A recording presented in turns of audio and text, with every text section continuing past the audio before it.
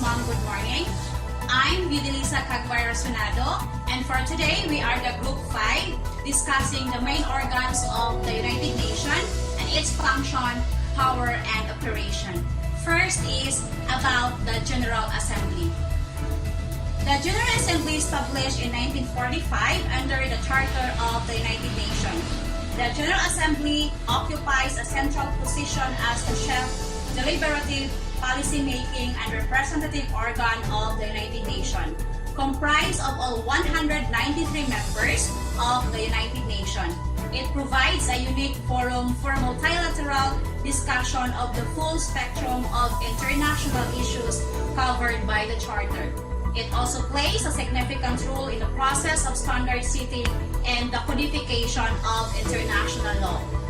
The Assembly meets from September to December each year, main part, and thereafter, from January to September, resume part, as required, including to take up outstanding reports from the 4th and 5th committees. The function and power of the General Assembly.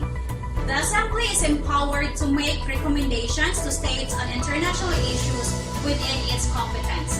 It has also initiated actions from political, economic, humanitarian, social, and legal, which have benefited the lives of millions of people throughout the world. The landmark Millennium Declaration adopted in 2000 and the 2005 World Summit Outcome Document reflect the commitment of the member states to reach specific goals to attain peace, security, and disarmament, along with development and poverty eradication, to safeguard human rights and promote the role of law to protect our common environment, to meet the specific or special needs of Africa, and to strengthen the United Nations. And in September 2015, the Assembly agreed on a set of 17 Sustainable Development Goals, contained in the outcome document on the United Nations Summit for the adoption of the post-2015 Development Agenda, Resolution 70-1, Transforming Our World, the 2030 Agenda for Sustainable Development. According to the Charter of the United Nations, the General Assembly may, first is, consider and approve the United Nations budget and establish the financial assessment of member states. Second is, elect the non-permanent members of the Security Council and the members of other United Nations councils and organs, and on the recommendation of the Security Council, appoint the Secretary General. Third is, consider and make recommendation on the general principles of cooperation for maintaining international peace and security, including disarmament. Fourth is, discuss any questions relating to international peace and security and except where a dispute or situation is currently being discussed by the Security Council, make recommendation on it. Fifth is, discuss with the same exception and make recommendation on any questions within the scope of the Charter or affecting the powers and functions of any organ of the United Nations. Sixth is, initiate studies and make recommendation to promote international political cooperation, the development and codification of international law, the realization of human rights and fundamental freedoms, and international collaboration in the economic, social, humanitarian, cultural, educational, and health fields.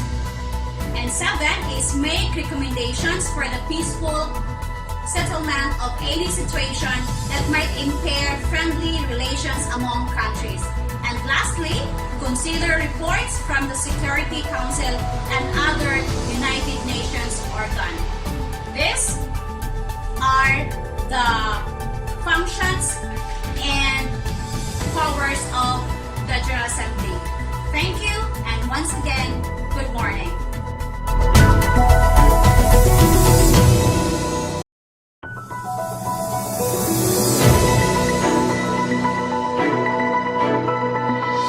Morning everyone, I'm Lujin Palau from Section 1C, and now I will discuss about the United Nations Security Council. The United Nations Security Council was established in 1946 under the United Nations Charter and is responsible for the maintenance of international peace and security. It is for the security to determine when and where a United Nations peace operation should be deployed. The United Nations Security Council is the only United Nations body with the authority to issue binding resolution on member states. United Nations Security Council has a power and functions, so here are the functions and powers. First is to maintain international peace and security in accordance with the principle and purpose of the United Nations, the keeping peace because it helps countries torn by conflict create conditions for lasting peace. United Nations provide security and the political and peace-building support to help countries make the difficult and easy transition from conflict to peace. Second is to investigate any dispute or situation which might lead to international friction, which means that Security Council investigate any dispute in order to determine whether the continuance of the dispute or situation is likely to endanger the maintenance of international peace and security. Third is to recommend methods of adjusting such dispute or the terms of settlement. It is all about by peaceful means in such a manner that international peace and security are not endangered. The fourth is to formulate plans for the establishment of a system to regulate armaments. The fifth is to determine the existence of a threat of the peace or act of aggression and to recommend what action should be taken, which means to determine the existence of any threat to the peace, breach of the peace or act of aggression, to make recommendation or to resort to non-military and military action to maintain or restore international peace and security. 6 is to call on members to apply economic sanction and other measures not involving the use of force to prevent or stop aggression. 7 is to take military action against the aggression. 8 is to recommend admission of new members. 9 is to exercise the trusteeship function of the United Nations in strategic areas. The last is to recommend to the General Assembly the appointment of the Secretary General and together with the Assembly to elect the judge of the International Court of Justice. The Security Council exists in order to ensure prompt and effective action by United Nations. The member states have entrusted it with the primary responsibility of the maintenance of international peace and security. The Security Council is the most important and effective organ of the United Nations, and it is the most powerful branch of the United Nations and is the only one with the ability to threaten a country with repercussion for disobeying or resolution passed by it. The United Nations Security Council has authorized more than 70 peacekeeping missions in some of the world's most dangerous places, put in place international and access to weapons of rude regimes.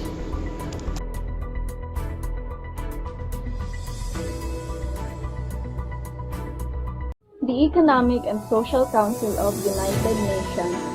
The Economic and Social Council is at the heart of the United Nations system to advance the three dimensions of sustainable development: economic, social, and environmental. It is the central platform for fostering debate and innovative thinking, forging consensus on ways forward, and coordinating efforts to achieve internationally agreed goals. It is also responsible for the follow-up to major UN conferences and summits. The UN Charter established ECOSOC in 1945 as one of the 6 main organs of the United Nations. ECOSOC links a diverse family of UN entities organigram dedicated to sustainable development, providing overall guidance and coordination. The entities include regional economic and social commissions, functional commissions facilitating intergovernmental discussions of major global issues, and specialized agencies, programs, and funds at work around the world to translate development commitments into real changes in people's lives. Reforms over the last decade, particularly General Assembly Resolution 68/1, have strengthened ECOSOC's leading role in identifying emerging challenges, promoting innovation, and achieving a balanced integration of the three pillars of sustainable development: economic and social and environmental. ECOSOC is charged with giving special attention to coordinated follow-up on major UN conferences and summits. Partnership with the rest of the world. Building on its coordination role within the UN system, ECOSOC is a gateway for UN partnership and participation by the rest of the world. It offers a unique global meeting point for productive dialogue among policymakers, parliamentarians, academics, foundations, businesses, youth, and 3,200 plus registered non-governmental organizations. A spotlight on global issues. Each year, ECOSOC structures its work around an annual theme of global importance to sustainable development. This ensures focused attention among ECOSOC's array of partners and throughout the UN development system. By emphasizing combined economic, social, and environmental concerns, ECOSOC encourages agreement on coherent policies and actions that make fundamental links across all three.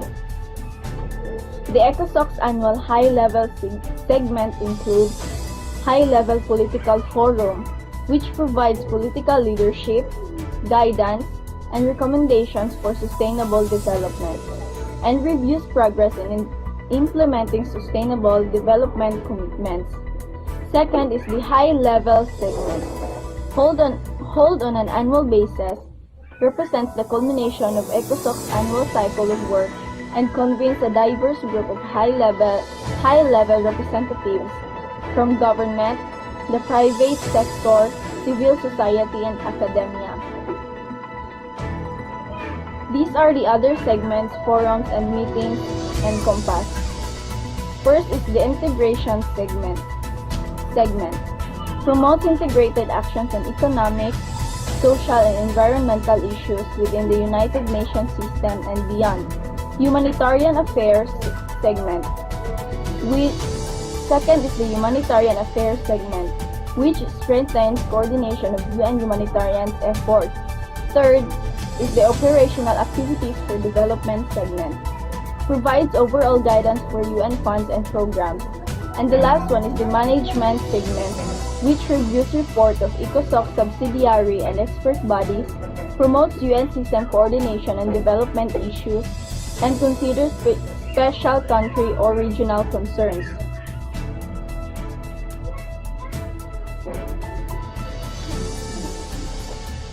ECOSOC also have their forums.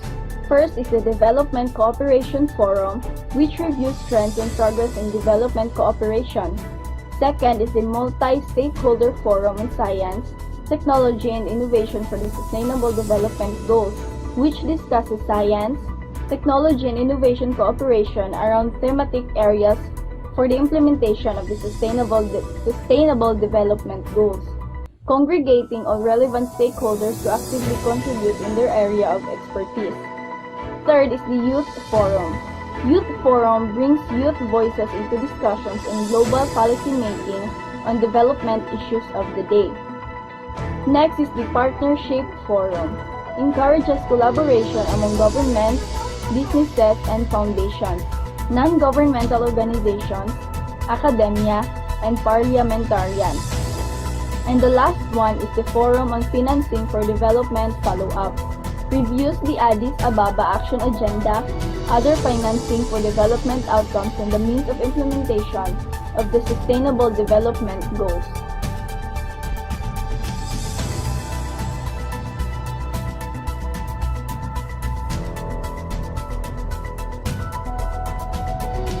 Hello everyone, my topic is the Trusteeship Council. So we're gonna talk about what was this council all about, what was its function, its power, and operation. Let us first define the council itself. The Trusteeship Council is one of the 6 main organs of the United Nations. This council was mainly formed to ensure that the 11 trust territories were administered under the United Nations goal.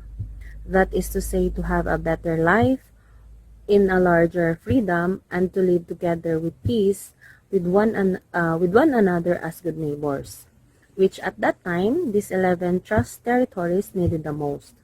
But what are these 11 trust territories, and why did they belong in the so-called trust territories? The 11 trust territories and their administering power are the following.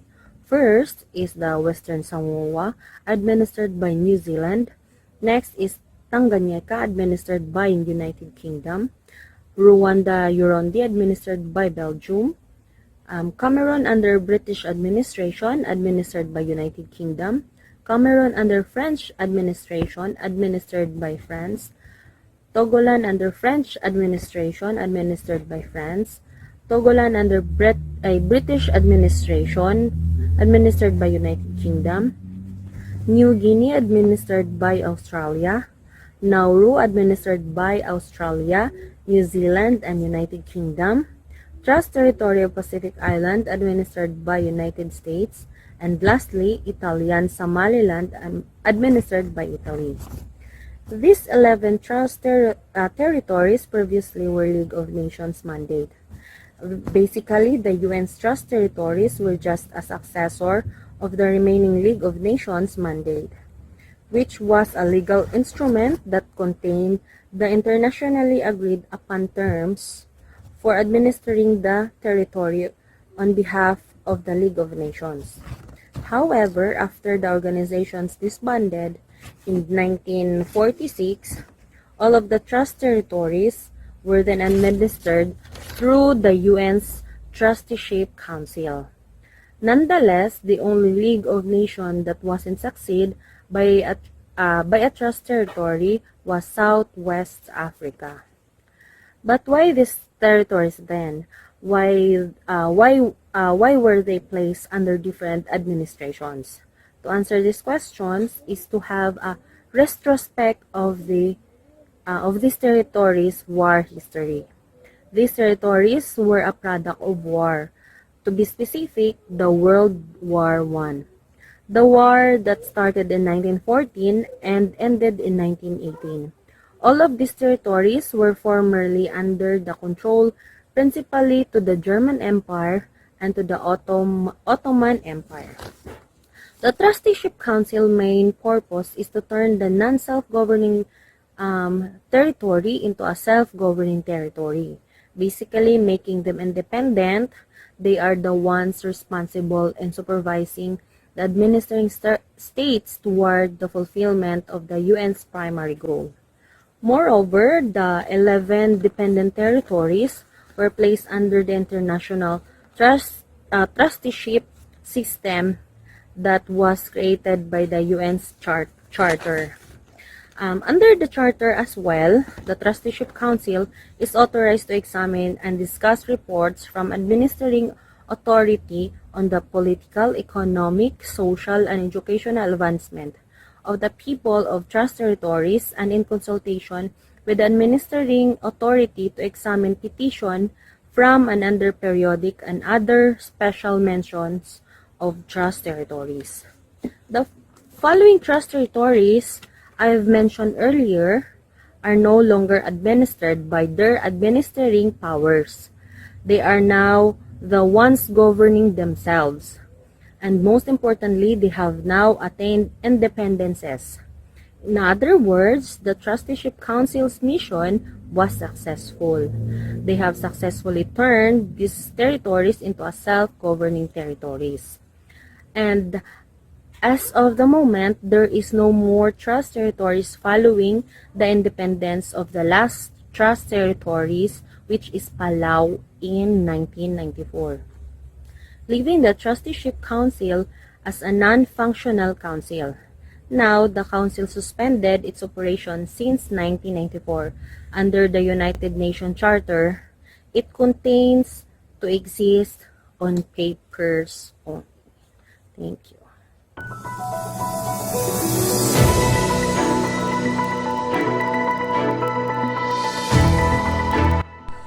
Good morning, everyone, especially to Ms. Ruby Casas. Ma'am, good morning. My name is Vidilisa Cagbayra Sunado, and for now, I will discuss the fifth main bodies of the United Nations, which is the International Court of Justice. The International Court of Justice, also known as the World Court, is the main judicial organ of the UN. It was established in June 1945 by the Charter of the United Nations and began work in April 1946. The seat of the court is at the Peace Palace in The Hague, Netherlands. Of the 6 principal organs of the United Nations, it is the only one not located in New York. The court rules is to settle in accordance with international law, legal disputes submitted to it by states, and to give advisory opinions on legal questions referred to it by authorized United Nations organs and specialized agencies. The court decides disputes between countries based on the voluntary participation of the states concerned. If a state agrees to participate in a proceeding, it is obligated to comply with the court's decision. The International Court of Justice is composed of 15 judges, elected to 9-year terms of the office by the United Nations General Assembly and the Security Council. The court may not include more than one national of the same state. Moreover, the court as a whole must represent the main forms of civilization and the principal legal systems of the world. These organs vote simultaneously but separately. In order to be elected, a candidate must receive an absolute majority of the votes in both bodies. This sometimes makes it necessary for a number of rounds of voting to be carried out. In order to ensure a measure of continuity, 1/3 of the court is elected every 3 years. Judges are eligible for re-election. Should a judge die or resign during his or her term of the office, a special election is held as soon as possible to choose a judge to fill the unexpired part of the term. So thank you so much, and those are the functions of the International Court of Justice. Thank you, and once again, good morning.